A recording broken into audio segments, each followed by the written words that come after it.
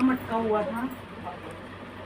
मतलब फिलहाल तो ये अभी का ही सत्संग है जो गुरुजी ने ब्लेसिंग दी है। तो 2 साल से मेरे काम अटका हुआ था, वो था यानी कि हमने किसी के साथ पार्टनरशिप में काम शुरू किया था। और देखो, काम शुरू करने से पहले गुरुजी ने मुझे क्लियर मना करवाई थी, आप कभी संगत की बात को भी इग्नोर मत करना। मैं यही कहना चाहूँगी, क्योंकि बहुत सी संगत के रूप में भी देखो गुरुजी हर संगत में बसते हैं, है ना। इस टाइम जो यहाँ बैठे हैं ना, वो कोई हमारी आंटी नहीं, ताई नहीं, चाची नहीं, कुछ नहीं है। वो सिर्फ एक गुरुजी की संगत है और गुरुजी के रूप में संगत आती है ना। तो ऐसे ही जब हम काम स्टार्ट करने वाले थे तो उससे पहले क्या होता है, एक आंटी मुझे 2020 में, मतलब एक बार ही उनसे मेरी कॉल पे बात हुई थी। वो रहती थी दिल्ली हरिनगर। तो वहाँ जो 2020 में उनसे मेरी बात भी ऐसे हुई थी कि मेरी जो फ्रेंड थी, हम बड़े मंदिर में ही सेवा करते थे आपस में, तो उनकी वो फ्रेंड थी, उन्होंने उनको कोई सत्संग शेयर किया था कि आंटी को गुरुजी ने इतनी ब्लेसिंग दी है। तो वो सुनने के लिए 2020 में उनका मेरे पास फ़ोन आया। उसके बाद 2022 तक उनका मेरा कोई कांटेक्ट नहीं हुआ, यानी कि बस एक बार बात हुई, क्योंकि मुझे नहीं इंटरेस्ट है संगतों में अंदर तक जाने का। एक बार किसी से कॉल पे भी बात होती है, देखो उतनी मेरी बात होगी। उसके बाद सेवा बख्शी है महाराज ने, जिसके भी घर में सेवा होती है, एक बार सेवा करके आई, मैं दोबारा वापस कॉल नहीं करती, क्योंकि मुझे सिर्फ गुरुजी से मतलब है। संगतों से तो हम जितना मेल जोड़ बढ़ाएंगे ना, उतना ही इन्हीं में उलझ के रह जाएंगे। तो इसलिए वो चीज़ करके भी देखी थी शुरू में कि आपसदारी में प्यार भी जरूरी है ना। मगर वो सच्चा प्यार हर किसी में नहीं मिलेगा आपको, संगतों में भी वो भी गुरुजी किसी से आपको कनेक्शन इतना जोड़ देंगे जो आपको दिल से चाहेगा। तो ऐसे 2022 में क्या हुआ, हमारे घर में काम की प्लानिंग चल रही थी बेटे की। तो मैं उससे बोली, मतलब ये घर में हमारे डिस्कशन था, बाहर तक किसी को नहीं पता था।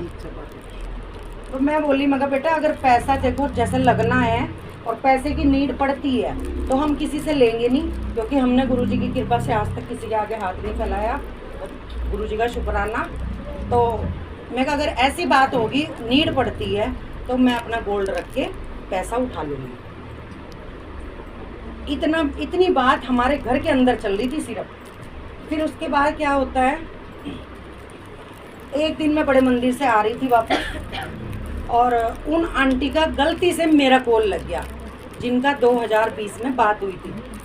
मेरा कॉल लग गया, और मेरा कॉल जैसे ही लगा तो उन्होंने देखा, मैं बोली, मैं कहा और आंटी कैसे हो, क्योंकि मेरे पास नंबर सेव था उनका। कह रहे आंटी सब बढ़िया। कह रहे आपका फ़ोन लग गया। कह रहे आंटी मैं तो किसी और को मिला रही थी, पर चलो बहुत अच्छा लगा भाई, आज इतने टाइम बाद हमारी बात हो रही है। मैं कहा कोई बात नहीं, गुरुजी का शुक्राना है, तो गलती से ही लगा तो अच्छा लगा। फिर उसके बाद उन्होंने ना अपने सत्संग शेयर करने शुरू कर दिया, क्योंकि मैं भी उस टाइम ना छतरपुर के आसपास ही थे, हम लोग गाड़ी में आ रहे थे। तो वो भी सत्संग शेयर करती रही, मैं भी आराम से सुनती रही। इतना करते करते देखो, बात नहीं आराम से करते करते क्या होता है, वो अचानक मुझे बोलती है, आंटी एक बात बताओ, आपने अपना कोई गोल्ड गिरवी रखा है क्या। मैं बोली, मैं कहा नहीं। कह रहे आंटी अभी अभी मुझे गुरुजी की आवाज़ आई है, गुरुजी ने मुझे बोला है कि एनु बोल अपना गोल्ड गिरवी ना रखे। तो ये गुरुजी का देखो डायरेक्ट मतलब मैसेज मेरे पास आया उस आंटी के थ्रू, यानी गुरुजी ने मुझे वो काम ही नहीं रास आना था, इसलिए वो मेरा नुकसान होने से भी गुरुजी मुझे बचा रहे थे। पर इतना सुन गई, जैसे ही मैं बोली, मैं आंटी मैं बताती हूँ आपको कि मेरे घर में प्लानिंग चल रही है, ऐसे ऐसे बात है, और नीड हुई तो मैं अपना रखूँगी। तो वो बोले नहीं आंटी गलती मत करना, देखो अभी गुरुजी ने मुझे बोला है, मुझे नहीं पता आपकी क्या प्लानिंग चल रही है, मुझे नहीं पता आप अपने गोल्ड का क्या करने वाले हो, तो मुझे तो गुरुजी की आवाज़ आई है। उन्होंने ऐसे बोलते ही मेरे एकदम से भाई लगा थोड़ा कि ये तो गुरुजी का हुक्म आ गया, अब गलती नहीं करनी। फिर उसके बाद क्या होता है, थोड़ा जैसे घर में चल रहा था हमारा प्लानिंग, तो मुझे पैसों की ज़रूरत थी, पैसे लगने थे।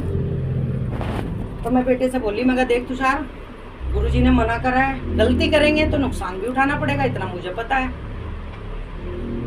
तो कह रहा मम्मी फिर, मैं कहा फिर क्या, लूँगी मैं किसी से भी नहीं, क्योंकि मंगते नहीं बनना भाई, मंगते बनेंगे तो अपने गुरुजी के सामने बनेंगे। जब आज तक उन्होंने इतनी रहमत रखी है, आगे भी वही देखेंगे। तो बात क्या, कोई आगे रास्ता नहीं दिख रहा था, फिर मैंने गुरुजी से आज्ञा लेके मैं कहा गुरुजी आपको सब पता है, ये काम तो मुझे करना पड़ेगा, है ना। तो वो मैंने गोल्ड रख दिया अपना। रखने के बाद जो पैसा आया वो भी हमने प्लांट में लगाया। उसके बाद आप यकीन नहीं करोगे, 1 महीना भी प्लांट नहीं चला, वाटर प्लांट था, 1 महीना नहीं चला। जिसके साथ हमने लगाया था उसने थोड़ी ड्रामेबाजी कर दी। करने के बाद जो है मेरा पैसा जो है जी एकदम ब्लॉक हो गया। प्लांट उसी के पास है, सब कुछ उसी के पास है, आ रहा है, तोड़ तोड़ के पैसा दे रहा है, मगर वो मज़ा नहीं आ रहा। अभी भी मेरे 1 लाख रुपए रुकते हैं, मतलब 2 साल पूरे नेट हो गए। अब उसके बाद क्या हुआ, मैं बड़ी परेशान, मैं बोली गुरुजी, मैं कहा वो कमीना आदमी तो उसने तो इंटरेस्ट देने को भी मना कर दिया, पैसा वो कमा रहा है प्लांट में, ठीक है। जब मैं बोलती हूँ मैं कहा भाई तुम उसके साथ मेरा जो भी कैश बनता है उसके साथ तुम्हें इंटरेस्ट जो जा रहा है मेरे सामान का वो तुम्हें देना पड़ेगा, मैं नहीं दूंगी। कह रहा मैं तो नहीं दूंगा। मैं कहा कोई बात नहीं, मत दो, तुम नहीं दोगे ना, वो बैठे मेरे प्रभु, मैं नहीं उल्टा बोलूंगी, मैं बद्दुआ भी नहीं देती, मैं गाली भी नहीं दूंगी, और वो बैठे मेरा रब वो सब देख रहा है। आंटी आप बिलीव नहीं करोगे, गुरुजी ने उसका 3.5 लाख का नुकसान करवाया। मैं तो यही कहूंगी कि उस बंदे को अकल नहीं आ रही ना, प्रभु सबसे बड़ा है, गुरुजी हमारा किसी का बुरा नहीं चाहते, ठीक है। उसका 3.5 लाख का नुकसान हुआ। नुकसान भी कैसे हुआ, 1.5 लाख उससे कोई छीन के ले गया, कुछ सूंघा के, और वो इतनी हालत खराब होगी कि बंदा आईसीयू में रहा है, वेंटिलेटर पे 3 दिन में होश आया उसको। फिर जब मैंने दोबारा कॉल की उसको पैसों के लिए, तो कहता है मेरी तो ना मर मर के आओ, मेरा तो गुरुजी ने सत्संग बना दिया। मगर तेरा सत्संग नहीं बना, तेरे जैसे नालायक को तो गुरुजी ने जिंदगी दी, क्योंकि तू भी सेवा करता है। मगर ये सोच तेरा जो 3.5 लाख रुपया लगा है वो क्यों लगा है। अगर तू वो पैसा चुपचाप हमारे हाथ पे दे देता तो मैं का नुकसान नहीं होता। मैं कहा भगवान सब देखता है। उसके बाद 1 महीना पहले मैं ऐसे ही, मतलब मेरा मन भर आया, मैं सच्ची बताऊं, 5 तोले के मेरे कड़े थे। मैं बोली मैं कहा गुरुजी आज की डेट में गोल्ड 1 ग्राम भी बनाना मुश्किल हो रहा दुनिया में। मैं कहा मेरा वो पड़ा है, प्लीज़, मैं कहा गलती मेरे से हुई थी, ठीक है भाई, आपके अगेंस्ट हम लोग गए, और मैं कहा आप कृपा करो, अब जो भी है आपके बच्चों की अमानत है उसे लेके आओ। देखो आंटी, गुरुजी ने वो करिश्मा करके दिखाया कि मेरा बेटा तो डिजिटल मार्केटिंग करता है, ठीक है, अभी उसकी स्टार्टिंग है, अभी इतनी इनकम भी नहीं है। उसके बाद साइड में गुरुजी ने उसको एक बंदा दिखाया जो हमारे आसपास ही रहता है। वो मेरे बेटे को बोलता है तुषार भाई मैं ना ऐसे रियल इस्टेट का काम कर रहा हूँ, गुजरात में ऐसे प्लॉट बिक रहे हैं, क्योंकि वहाँ पे ना आने वाले टाइम में एयरपोर्ट बन रहा है और एक जैसे दुबई जैसा वहाँ स्टेट बनेगा। वो कहने लगे ऐसे ऐसे बात है, और तुम लोग ना अगर काम करना चाहे मेरे साथ कर ले, और बहुत अच्छी है, मतलब कंपनी लीगल है, कोई इलीगल काम नहीं है, और जो भी प्रॉफिट होता है कंपनी आधा तुझे मिलेगा आधा मुझे मिलेगा। तो ऐसे करके देखो वो बच्चे ने हाँ कर दी। वो कब अंदर ही अंदर अपना काम कर रहा था, मैं गुरुजी के सामने खड़ी हूँ, मुझे हवा तक नहीं दी उसने। रात को 11 बज जाते थे, उसको 12 बज जाते थे। मैं ये पूछती मगर तुषार बेटा तू कहाँ जाता है इतनी रात को?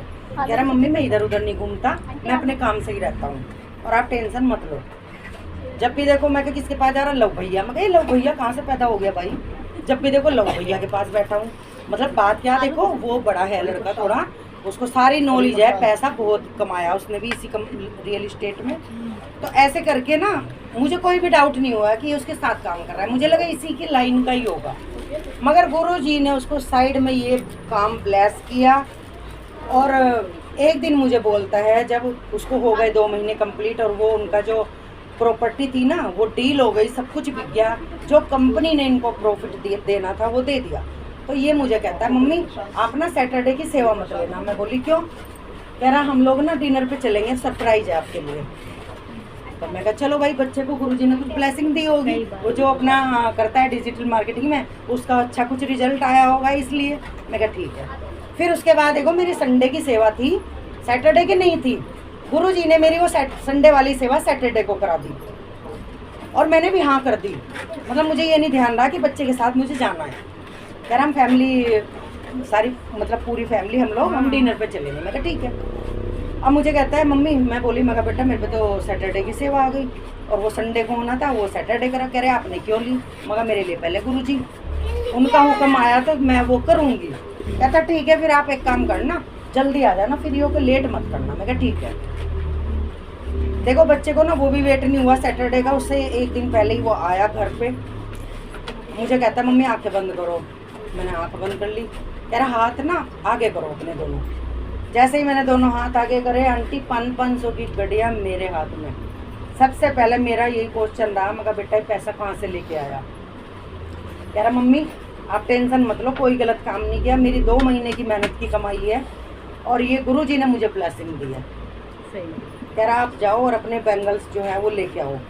मतलब ये अनंतम शुक्राना गुरुजी का एकदम। मैं मतलब मेरे तो सोच ही नहीं सकती कि गुरुजी ने ये करिश्मा एकदम करके दिखाया है। 10 दिन पहले उनसे अरदास लगाई, अंदर से निकली थी वो अरदास। मैं सच्ची बता रही हूँ, जो दिल से निकली हुई आवाज़ है ना वो गुरुजी जरूर सुनते हैं। तो लख लख शुक्राना गुरुजी का कि देखो बच्चे को ब्लेस किया। आगे मुझे बहुत लोग कहते हैं आंटी सत्संग शेयर मत करो, आपका बच्चा ना कम एज का है, नज़र लग जाएगी। मैं कहा गुरुजी के होते हुए ना कोई नज़र नहीं लगेगी, और गुरुजी इसको ब्लेस करेंगे आगे और आगे ब्लेस करेंगे, उसके काम में उसका साथ देंगे, मुझे पूरा विश्वास है। तो ये लख लख शुक्राना गुरुजी का। बस इसीलिए मैं कहती हूँ भाव से चलो, और जो गुरुजी के रूल्स है थोड़ा उन्हें फॉलो करने की कोशिश करो। महाराज हमसे पीछे नहीं है, हर पल साथ देते हैं दुख सुख में। तो अनंतम शुक्राना गुरुजी का। जय गुरुजी, शुक्राना गुरुजी, लव यू गुरुजी, भूल चूक माफ करना गुरुजी। तो ये देखो छोटी छोटी चीजें नहीं होती है ना, क्योंकि हमने ना कभी पैसे को अहमियत नहीं दी। हमारे घर में बहुत पैसा था, भगवान की कृपा से सब कुछ देखा है।